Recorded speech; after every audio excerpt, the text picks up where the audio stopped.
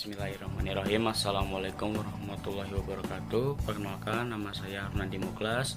Saya mahasiswa Universitas Muhammadiyah Profesor Dr. Hamka, program studi pendidikan guru sekolah dasar. Jadi di sini saya akan menjelaskan tentang besaran, satuan, dan pengukuran dan angka penting. Langsung saja kita ke materi yang pertama, yaitu besaran. Nah, besaran adalah sesuatu yang dapat diukur dan dapat dinyatakan dengan angka, misalnya panjang, suhu, massa, dan lain-lain. Nah, besaran ini dibagi menjadi dua, yaitu besaran pokok dan besaran turunan. Nah, yang pertama saya akan menjelaskan tentang besaran pokok. Besaran pokok adalah besaran yang satuannya telah ditetapkan terlebih dahulu dan tidak diturunkan dari besaran yang lainnya. Nah, ini ada tabel yang saya tampilkan.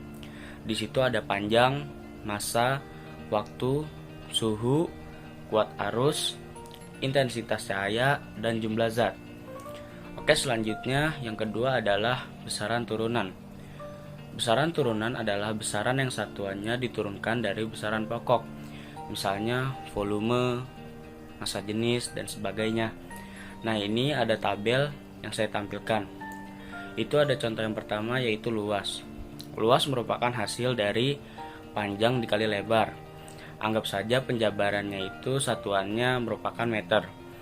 Maka panjang dikali lebar yaitu meter dikali meter.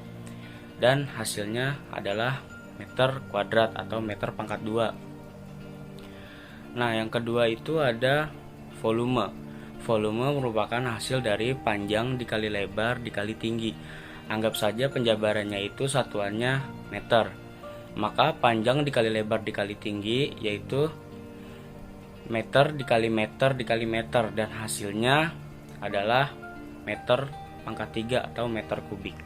Oke, next selanjutnya saya akan menjelaskan tentang satuan. Satuan yaitu pernyataan yang menjelaskan arti dari suatu besaran. Nah, satuan ini dibagi menjadi dua, yaitu satuan baku dan satuan tidak baku. Yang pertama, satuan baku. Satuan baku adalah satuan yang apabila digunakan oleh siapapun, maka akan menghasilkan hasil pengukuran yang sama. Nah, alatnya ini seperti penggaris, jangka sorong, mikrometer sekrup, dan lainnya.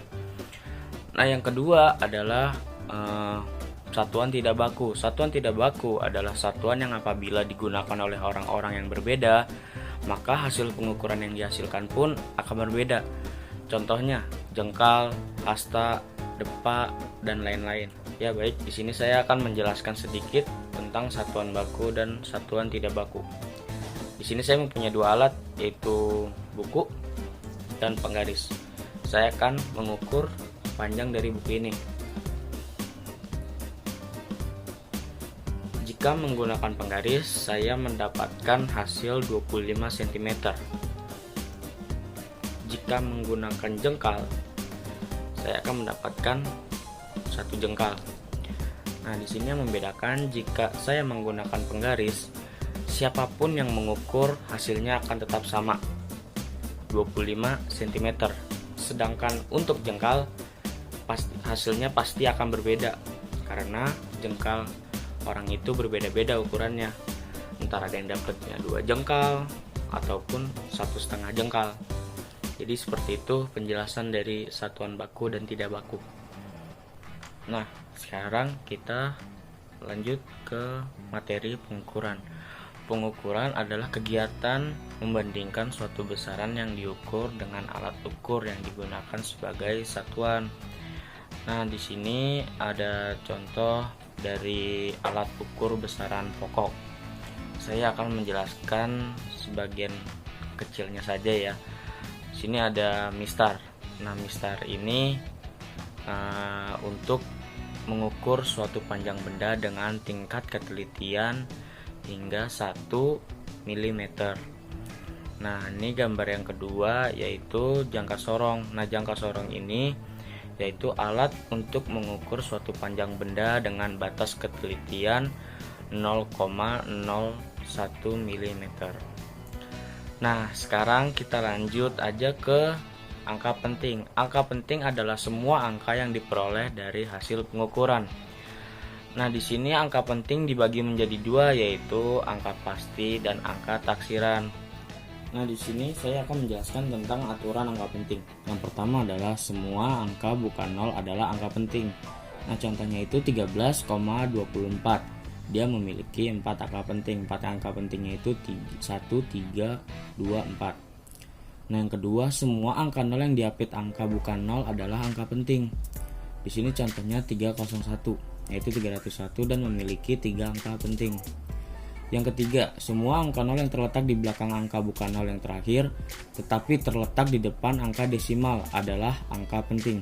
Contohnya itu 3,0000.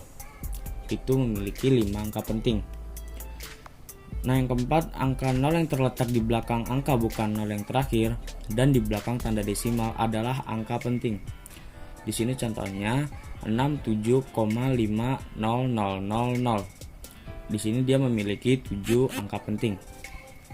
Yang kelima, angka 0 yang terletak di belakang angka bukan 0 yang terakhir dan tidak dengan tanda desimal adalah angka tidak penting. Contohnya itu adalah 420.000 atau 420.000.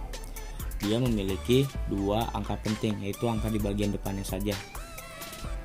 Yang keenam adalah angka 0 yang terletak di depan angka bukan 0 yang pertama adalah angka tidak penting. Nah, contohnya itu 0,000035 sama dengan dia memiliki 2 angka penting, yaitu angka yang paling belakangnya saja tuh 3 sama 5. Nah, segitu aja penjelasan dari saya tentang besaran, satuan, pengukuran, dan angka penting.